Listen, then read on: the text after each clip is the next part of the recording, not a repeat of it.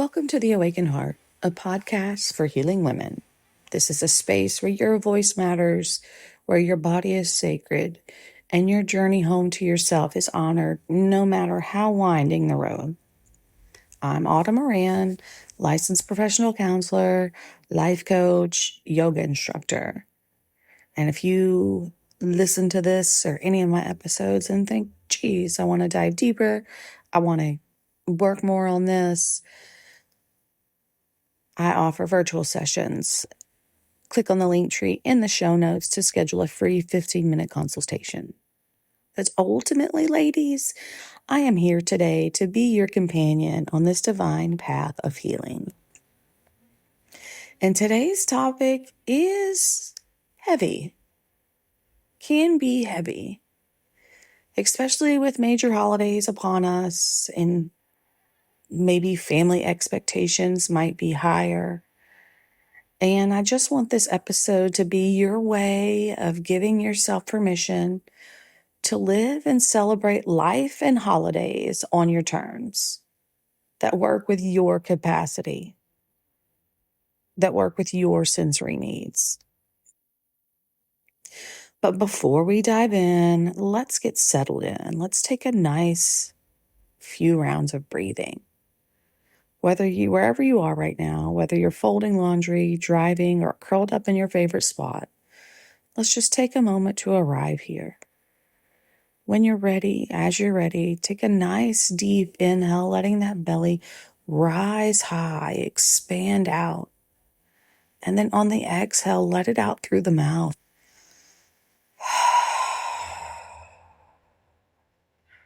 One more time, inhale deeply. Exhale, let it out completely.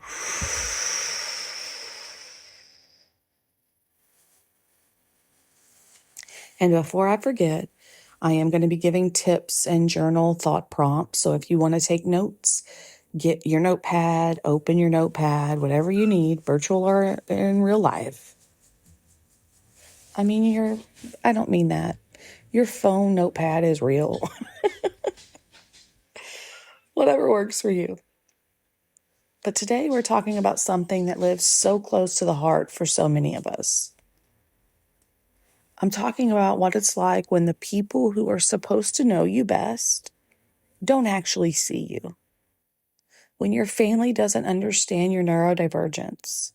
And more importantly, I want to talk about how to set boundaries that honor who you actually are, not who they need you to be. If you're listening and you have any form of neurodivergence or trauma, and you've ever felt invisible or misunderstood in your own family, if you've ever been told to just try harder, stop being so sensitive, just get through this one event for mom's sake, yeah, that's what we're here for. That's the stuff we're talking about.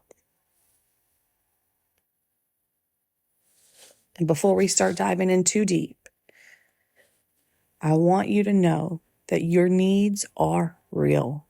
Your brain works the way it works, and that's not something you need to apologize for. I see you, and I want you to see yourself. So, where to start? How to dive in? I want to start with maybe possibly what's called the invisible wound. It's the ache of not being understood by the people who raised us, who share our last name, who sit across from us at holiday dinners. And this is often invisible to the people around you. They can't see your sensory overload. They can't see the way your brain is processing 17 different stimuli at once while you're trying to have a conversation at the Thanksgiving dinner. They can't see the executive function challenges that make it hard for you to respond to text or show up on time. What they can see is what they interpret as you not caring enough, not trying hard enough, or being difficult, or gosh, the worst one, you're so selfish, you're being selfish. And that interpretation, that becomes the story about you and your family. So think about it for a moment. What's the story your family tells about you? Are you the flaky one? The one who can't handle everything? The sensitive one? The one who causes drama? Or the one that can handle everything? Don't worry about her. She's got it. But these labels, they're not who you are. They're how your family has made sense of behaviors they don't understand. And often, these labels serve as a function in the family system. They keep everyone else comfortable. They keep everyone else from having to change or adapt or consider that maybe the way they've always done things doesn't work for everyone. Your family's inability to understand your neurodivergence is not a reflection of your worth. It is not proof that you're broken or difficult or too much. It's actually showing you something important about the limitations of the system you grew up in. Many of our families operate from a very neurotypical framework. They have expectations that were built for brains that work a certain way. And when your brain works differently, you're constantly bumping up against these invisible rules and expectations that weren't designed with you in mind. So what happens? You end up doing what so many of us do. You mask. You force yourself into shapes that don't fit. You push through sensory overload. You ignore your own capacity limit. Ignore your own capacity limits. You show up when you don't have the spoons because why? Family's family. That's just what we do. And the cost of that, the cost is you. The cost is your nervous system staying in a state of activation. The cost is anxiety, burnout, depression, loneliness, low self-worth, etching away at your confidence. The cost is ultimately losing touch with who you actually are because you're so busy being who they need you to be to make them feel comfortable. I like that little saying I see. I'm going to mess it up. That's what I do, but it said something along the lines of like, I'm not playing nice to your comfortability, respectively, you can choke or something like that. Like, please, it's like out of my face if I'm too much. So let's understand family dynamics. Let's talk a little bit about family dynamics because when it comes to being neurodivergent, trauma experienced, or just in a family, sometimes the family dynamics are like the cycle that you just plug and play. You plug into the part you play in your family dynamics, whether it's functional or dysfunctional. The goal here is to help you identify patterns so that you can set appropriate boundaries for yourself. This is not to shame or blame or say someone's horrible. This is just to acknowledge the presence of patterns that may be keeping you stuck. So first up is scapegoating. This is a big one. In family systems theory, a scapegoat is the person who gets blamed for the family's problems. They're the identified problem. And sometimes if you're neurodivergent in a family that doesn't understand neurodivergence, doesn't acknowledge it, doesn't try to educate themselves on it, there's a really good chance you've been put in this role. And here's how it works. Your sensory needs, your communication style, your executive functioning challenges, these things create friction in a family system that expects everyone to operate the same way. And instead of the family adapting or recognizing that their expectations might be the problem, they make you the problem. You're the reason family dinners are stressful. You're the reason mom is upset. You're the one who can't just be normal for one day. You're the one making everything difficult. And the insidious thing about scapegoating is that after a while, you start to believe it. You start to think, it's me. I'm the problem. Maybe everyone else would be fine if I could just get it together, or if I'd just go away, right? Let me disappear if I'm such a problem. How alienating and soul crushing is that? Because you internalize the family's narrative about yourself. But here's what's actually happening. This family system is dysfunctional. And instead of addressing the real issues, the rigidity, the lack of understanding, the lack of compassion, the unwillingness to accommodate different needs, the unwillingness to stop looking at children as objects, something to control, something that's their property, something that needs to perform for their benefit to make them feel like it was worthwhile. Ugh, they've made you the container for all the discomfort. And scapegoating is a form of emotional abuse, full stop. And if you recognize yourself in this pattern, I want you to know you are not the problem, and you never fucking were.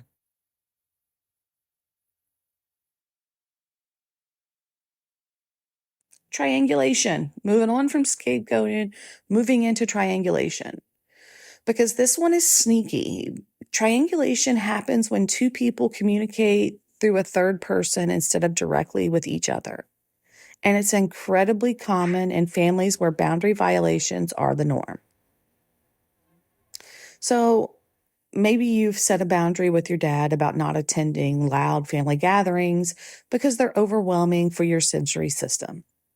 Instead of your dad talking to you directly about the feelings, he goes to your mom.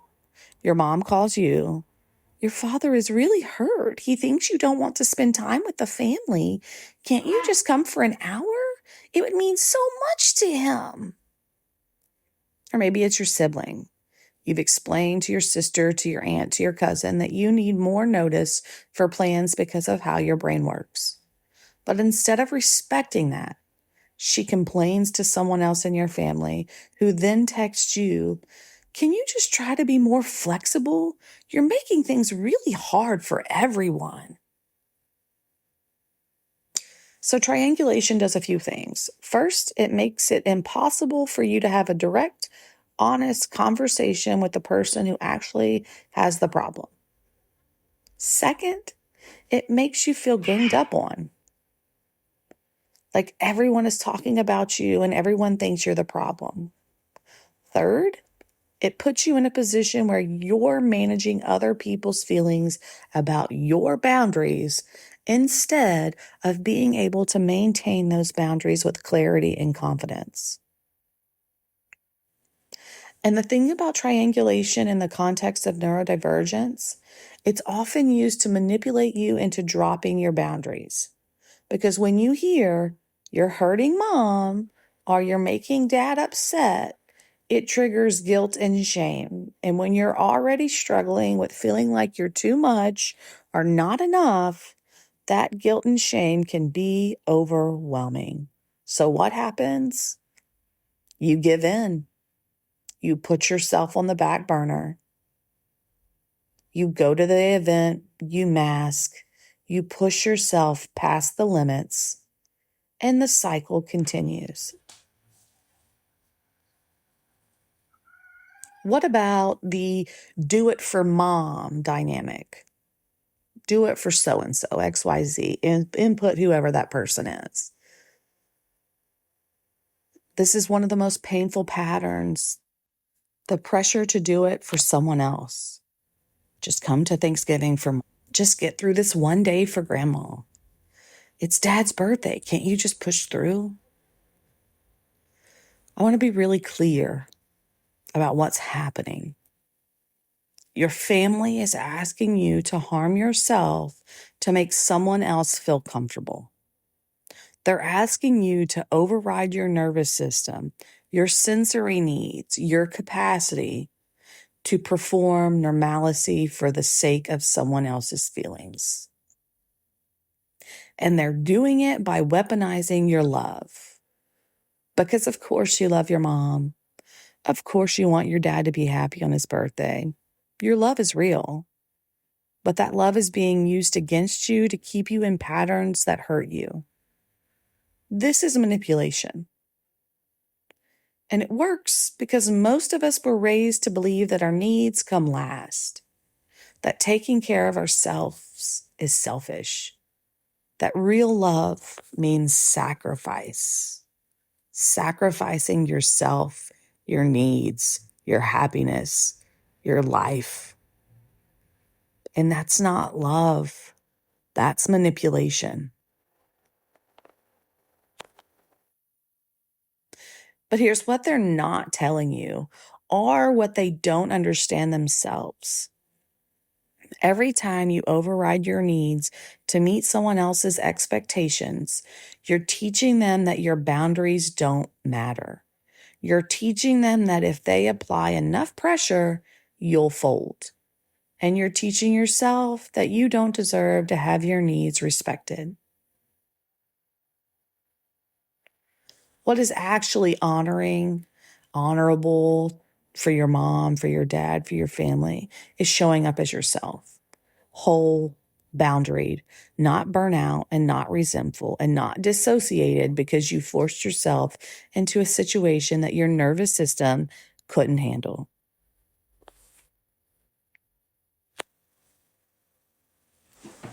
And there are probably a few phrases that make your nervous system spike by just hearing them.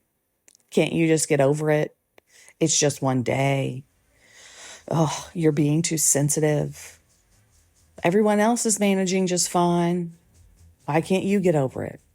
Just try harder. Stop making everything about you. If you've heard these, I'm so incredibly sorry. Because what these phrases are really saying is your experience isn't real, your needs aren't valid, your struggle isn't legitimate. And this is a form of gaslighting. They're designed to make you question your own reality.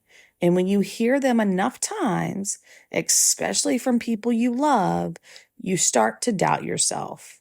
This is when you start to think, maybe I am making too big of a deal of this. Maybe I should just be able to handle this. But your experience is real. Your nervous system dysregulation at loud gatherings, that's real. Your executive functioning challenges, also very real. Your sensory overwhelm, 1,000,000% real. And your need for processing time, also very fucking real. The fact that other people don't experience these things doesn't make your experience less valid.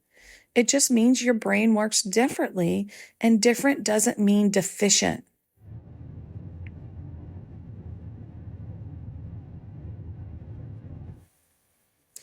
So, a little bit about the why. Why can sometimes help it feel a little less personal. This is not an excuse for them, but as a way to protect your own peace. So why do they say these things? Often when family members tell you to get over it or push through, they're operating from a few different places. One, maybe they genuinely don't understand. If they're neurotypical or maybe old school, older generations, they might not literally be able to comprehend what sensory overload feels like or how executive functioning challenges impact daily life. It's like trying to explain color to someone who's only ever seen black and white. Number two, your boundaries are inconvenient for them. Your needs require them to adapt, and adaptation is uncomfortable. It's easier for them if you just conform to their way of doing things. Number three, they're protecting their own worldview. If they accept that you're neurodivergent and have different needs, they might have to confront ways they failed you in the past. That's painful. That's uncomfortable. It's much easier to maintain the narrative that you're just difficult, right? Blame it on someone because I'm not changing. Or number 4, they learn this invalidation themselves. Many of our parents grew up in generations where neurodivergence wasn't even named. They were told to buck up and deal with it. So that's what they're passing down to you. Not realizing how being treated that same way when they were little has stunted them, has changed them, has left them feeling some sort of way. No excuse for these behaviors. These are just whys. This is just here to help you understand that their inability to see you isn't actually about you. It's about their limitations, about their discomfort, and about their unexamined patterns. It's about their shit they're projecting onto you. All right, now we've talked about the patterns and we've talked about the pain. Now I want to talk about boundaries. I want to reframe what boundaries are because I think a lot of us have gotten the message that boundaries are mean, are selfish, or they're cold. Boundaries are not walls. Boundaries are not punishments. It's not about controlling the other person's behavior. Boundaries are you simply taking responsibility for your own well-being. Boundaries are your way of saying, this is what I need to stay regulated, to stay healthy, to stay connected to myself. Boundaries are an act of self-respect.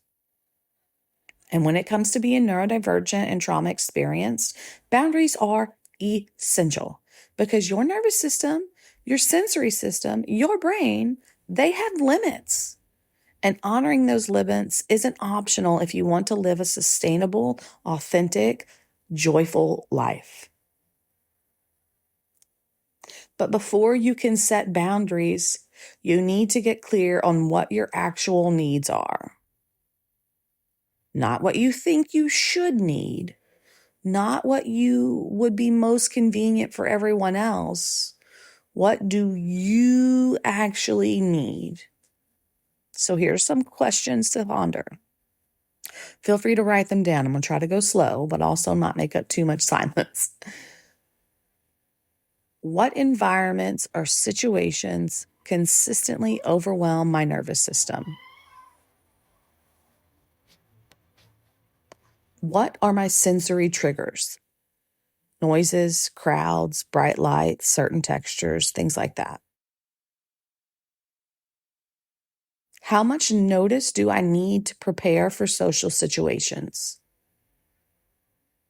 Don't go with the I'm easygoing, I'm on the fly, I can do whatever. Be real with yourself about this. If you had complete control on how you prepared for social situations and how they were organized and scheduled, how much time in advance would you like to have? I'm sorry about my cat in the background. If you can hear him, I fed him, I've loved him, but he just likes to talk. There he is. He's coming this way. Next up, what's my capacity for socializing before I hit burnout? What do I need after social situations to recover? What communication styles work for me and which ones don't? I prefer direct communication. I prefer getting down to it. Don't beat around the bush. Don't pussyfoot around things, as they say. Don't be passive aggressive. Just say what you need to say. Be direct with me, right? That works best for me. And last question, what time of day am I most regulated and able to engage? I want you to get really specific because vague needs lead to vague boundaries, and vague boundaries are easy for people to push right past them. So what do I say? How do I set a boundary? What am I supposed to do? Here's a simple formula. I need, write your specific need, because, give a brief explanation, and that is completely optional. I'm willing to, maybe an alternative or a compromise, which is also optional. If this doesn't work for you, then what? Then we'll reschedule. Then we'll find something new to do. We'll regroup and meet in 2 weeks. I need, what's a specific need? Dad not to be racist at the dinner table. I'm willing to accept his comments when he's in his room doing his thing. If that doesn't work for you, I'm going to have to skip Thanksgiving this year. That was without the brief explanation. I need Dad to not be racist during holiday dinner because I care deeply for all people. I don't want any harm to be spoken about at the dinner table. I'm willing to talk about life events. I'm willing to talk about how my life is going. I'm willing to talk about good things in society. And if that doesn't work for you, I'm going to have to skip dinner. All right. So some more examples. I need at least a week's notice for family plans because of how my ADHD brain works. I'm happy to check my calendar and commit to things when I have enough time to prepare. If you need last minute plans, I might not be able to attend. Or I need to leave the party early because I have a limited capacity for social situations. I'll be there from 2 to 4. If people ask why I'm leaving, please don't make it a thing. Just let me go. So a few things about these boundaries. They are specific. They include what you need and sometimes why. They offer alternatives when you have them. It's not asking for permission. And it includes what happens if the boundary isn't respected. And guess what? Pushback is coming. When you start setting boundaries, especially if you've never set them before, your family is going to push back. I want you to count on it. They might try to negotiate or bargain, guilt trip you, minimize your needs, get angry with you, give you the silent treatment, recruit other family members to put pressure on you, tell you you're being selfish or difficult. And this pushback is not evidence that your boundary is wrong. This pushback is evidence that your family is uncomfortable with change. They've benefited from you not having boundaries, and now you're disrupting the system. So how do you handle holding your boundaries when you're getting pushback, when the pushback comes? The one thing I recommend is use the broken record technique. Calmly repeat your boundary without getting pulled into justifying or defending. I understand you're disappointed, but I'm not able to attend. I understand you're disappointed, Mom, but I'm not able to attend. I understand you're disappointed, but I'm not able to attend. I hear that this is frustrating you, but I'm not able to attend. I know this isn't what you wanted, but I'm not able to attend. And don't overexplain yourself. The more you explain, the more ammunition you give them to argue with you. Your boundary doesn't need a dissertation defense. No is a complete answer. I'm not available is a complete answer. Despite the guilt trips, despite the emotional manipulation, which comes up to the next part. Resist the guilt. Guilt is not evidence that you're doing something wrong. Guilt is often just the discomfort of changing a pattern. You can feel guilty and still maintain your boundary. Because ultimately, who are you hurting? And are you actually hurting someone? Because we don't create boundaries to hurt people, to control people. We create boundaries to safeguard our peace. And guilt may be part of the conditioning. When mom cries or dad's upset, it's our job to make it better, no matter what. And above all else, after all this, have an exit strategy. If the conversation becomes abusive, manipulative, gaslighty, or you're getting overwhelmed, give yourself permission to leave. I'm not available to continue this conversation right now. I'll talk to you later. And then actually leave. Actually hang up. Actually stop responding. Put it on mute. Turn off your notifications. Flip the phone over. Walk away from it. Go do something self-care because you've just did something very strong and hard. You've stood up for yourself for maybe the first time in your life, and you're mean at this time. You're not trying to waver. So get away from the communication aspect of it and go do something with yourself. Rely on someone you trust. Rely on a friend. Rely on a massage therapist, if you will, whoever you want to have an exit strategy, something to do that gets you out of that gets you from having to feel guilty and respond. So I want to do a little scenario, right? Holiday gatherings. Your family expects you at Christmas Eve dinner with maybe lots of people. It's loud, it's chaotic, and you always leave completely dysregulated. So maybe you have a boundary. I'm not going to make it to Christmas Eve this year. The large gathering format doesn't work for my nervous system. I'd love to do something similar, maybe come over on Christmas morning or just our immediate family. And the pushback could be, but it's traditional. Everyone will be so disappointed. Everyone's going to be here. What about Uncle So-and-so? He wants to see you. And then here's your response. I understand this is different from what we've done before, but I need to honor what works for my well-being. I'm offering an alternative time to connect. Pushback. You're being so selfish. Can't you just deal with it for a few hours? And here's your response. Mom, I'm taking care of my health, which is what I need to do. I hope you can understand, but either way, this is my decision.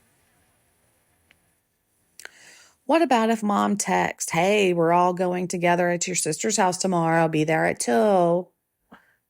Nope, last minute plans don't work for you, overwhelm you, you're busy, it's your relaxing time, you had something planned, whatever it may be. Even if you wanted to stare into abyss, I don't care, that's your prerogative. Your boundary could be something like, that sounds nice, but I can't make last minute plans. I need more advance notice to prepare. Let me know next time you're planning something and I'll see if I can make it work. And what is the pushback? Why do you always have to be so difficult? Everyone else can just show up. And this is your response. I understand that my brain works differently than others. This is what I need to be able to participate in a way that works for me. I'm not trying to be difficult. What about triangulation? Your dad calls.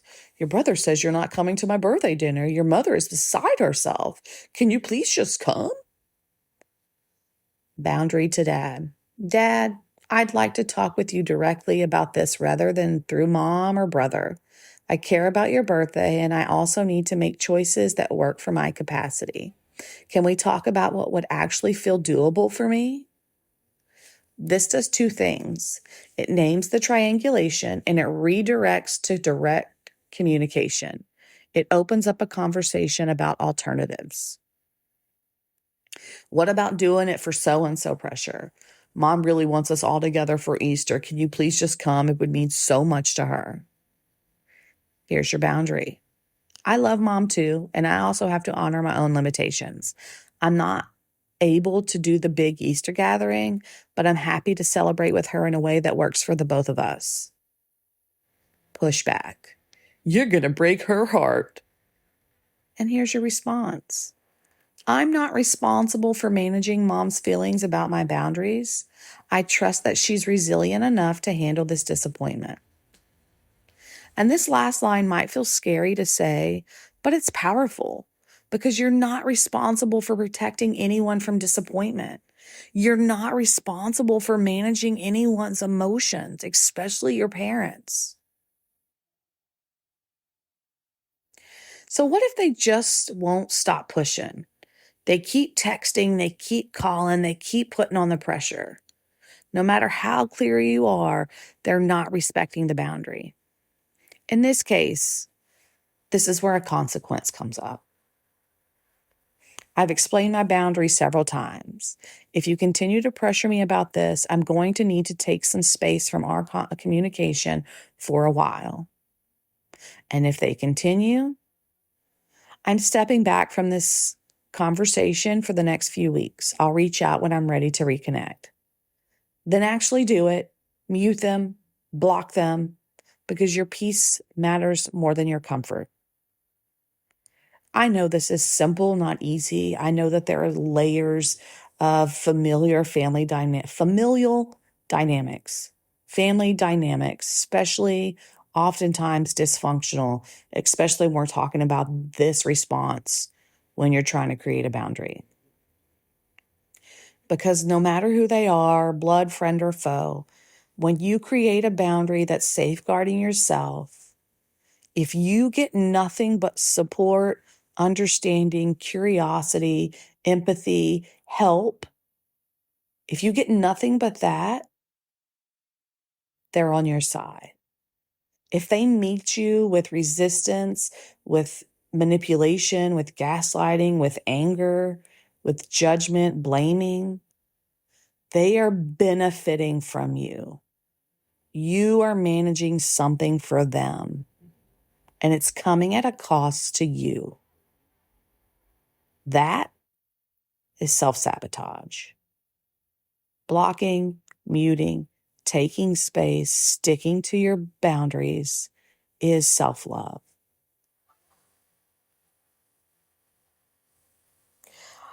I want to kind of shift about into something that doesn't get discussed enough. And I think that's the grief that comes with setting boundaries with family around your neurodivergence or trauma experiences. Because when you start honoring your actual needs and setting boundaries, you might realize that relationships you wanted with your family, the one where they truly see you and understand you and accommodate your needs, might not be possible. At least not right now, and maybe not ever. And that's the real loss. You're grieving the family you wish you had. You're grieving, my animals are so loud. Gosh. Okay. You're grieving being seen. You're grieving acceptance. And alongside that grief, you might also feel relief. Relief at not constantly performing. Relief at not constantly explaining yourself and finally putting yourself first. Both of these things, these feelings can be true at the same time. You can be sad about your family's limitations and relieved about your new boundaries. You can love them and also need distance from them. This is a part of the healing. This is part of coming home to yourself. And when you set boundaries, your relationships will change. Some family members might surprise you and rise to the occasion. They might start asking questions, learning about neurodivergence, adapting their expectations. If this happens, fucking beautiful. Well done, elders, well done. But some family members just won't. Some will dig in deeper. Some will make you the villain. Some will choose their comfort over your well-being every single time. And as painful as it is, you might need to accept that a close relationship with these people aren't possible right now. You might need to move to low contact or no contact for your own health. That doesn't make you a bad person. That doesn't mean you don't love them. It means you love yourself enough to stop participating in dynamics that harm you.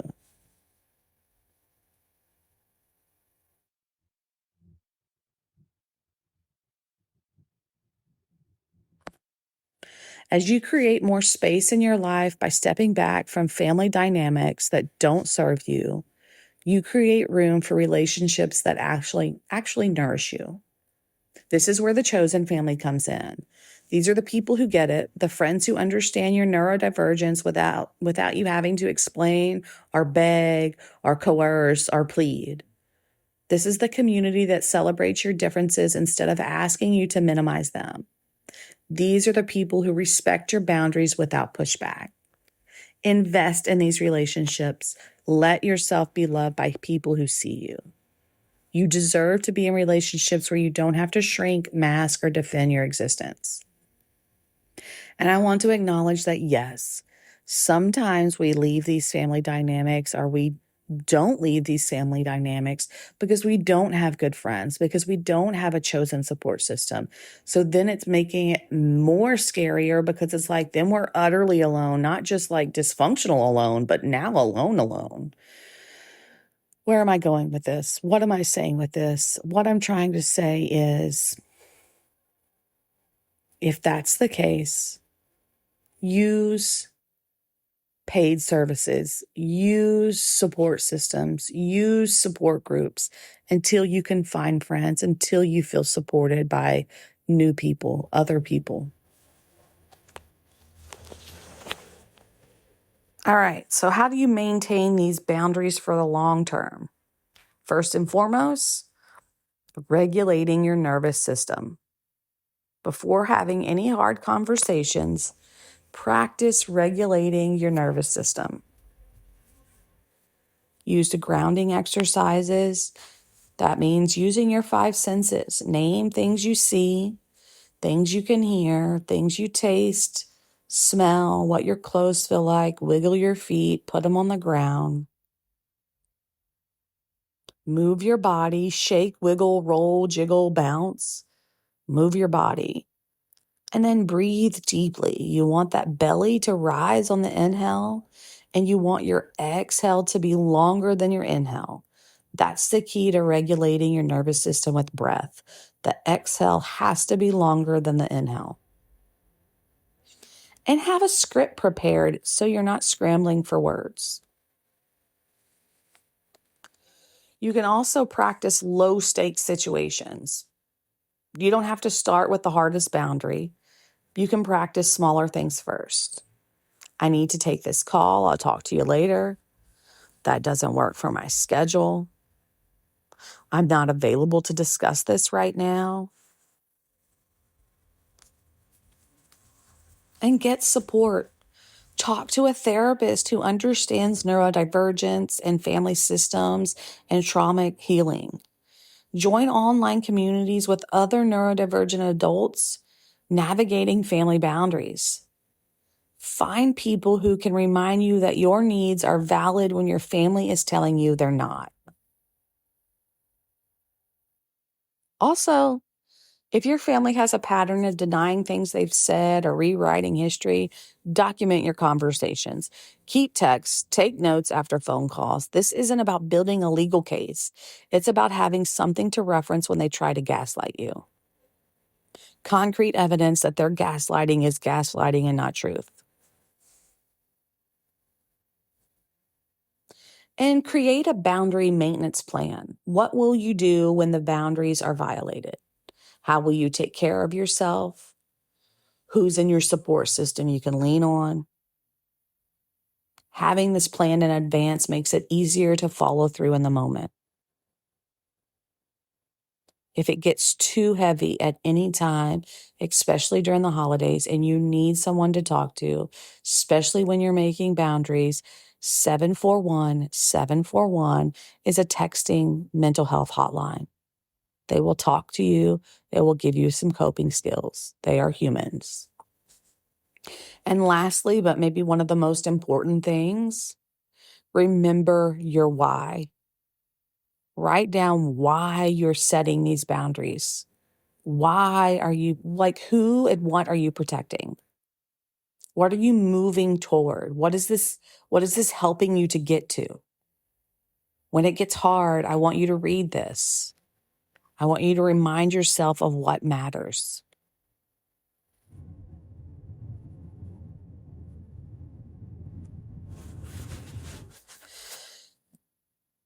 You are not the problem. Your neurodivergence or your lived experience is not a character flaw.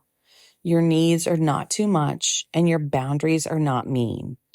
You have every right to protect your nervous system, honor your capacity, and create a life that actually works for you, even if your family doesn't understand. Setting boundaries with family around your neurodivergence is one of the most loving things you can do for yourself and ultimately for them, because you're teaching them that real relationships are built on respect and honesty, not performance and pretending. This is hard work. It's going to bring up grief and guilt and fear, and you're going to have to maybe fight if they push back. You're going to doubt yourself. You're going to wonder if you're being too much or not enough. This is all part of the process of undoing the conditioning of our definition of love as being performative and pretend. This is a slow growth into living authentically, and it is hard, but I've said it many a times and I'll say it again. Choose your hard. Any path you take, life is hard. So any path you take is going to be hard. Choose the hard that's going to get you to where you want to be, to who you want to be, to have the life you want to have. And sometimes, my dears, the ugliest truth of all, that no matter how hard you try, some people, some dynamics, some things will never change. And then what? The situation, this experience is soul crushing, because the love you have for yourself has to override your need to perform or take care of others. And that it's not something that is encouraged or seen as respectful. Living a life without family, without a safety net, can be paralyzing, guilt-ridden, and absolutely fucking depressing. Not to mention terrifying. Here's my share. I know my situation is on the more extreme end. Complete estrangement from all blood relatives. My mom and dad have both passed. One when I was younger and one when I was an adult.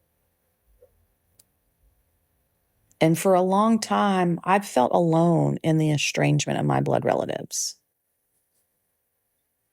But I'm learning there are more of us than I've realized who have to make this choice. I have living blood relatives, aunts, uncles, siblings, cousins, but I don't talk to them. We are complete and absolute strangers whose paths will most likely never cross again. I'm an orphan. Standing up for myself and choosing myself was one of the hardest things. It took layers and years. I let go slowly. I let go quickly. I let go in bursts. I let go in silence. I have slowly healed the parts of me that were conditioned to behave a certain way, to treat people and talk about people and pretend in ways that's never felt right to me. And this is hard for me to share. This is an ugly truth that is heavy and vulnerable. But if I've learned anything, I've learned that my experiences can help other people feel seen, understood, validated, and maybe, hopefully, give you permission to live your life authentically. So if you're listening and you have this experience, I want you to know that you're not alone. And I hope that when you are alone, you feel your power and know that you have chosen real love over performative, fake, dysfunctional love. You are changing the world. Okay, time to lighten up. Anyone need to shake, wiggle, or jiggle? Take a deep breath. Let it out. Because no matter your route, the other side of this work is freedom. Freedom to be yourself. Freedom from constantly explaining and defending and justifying your existence. Freedom to build relationships based on who you are, not who you can pretend to be. And you deserve this freedom. If you're in the middle of this right now, if you're trying to hold boundaries with family members who don't get it, I see you. I see how hard you're working. I see your courage. Keep going. Your nervous system is counting on you. Your future self is rooting for you. And I want you to remember you are not alone in this. There are so many of us doing this work, setting these boundaries, choosing ourselves. We're out here and we've got your back. And with that, my dears, I'd love to hear from you. Message me, comment, follow me. Oof, leave a sparkly pink heart emoji if you resonate with this, if you are making boundaries in a family that is hell-bent on making you the bad guy. Like I said in the beginning, I offer virtual sessions, whether you're healing from trauma, navigating a big life shift, or just simply wanting to learn more how to accommodate yourself rather than push through.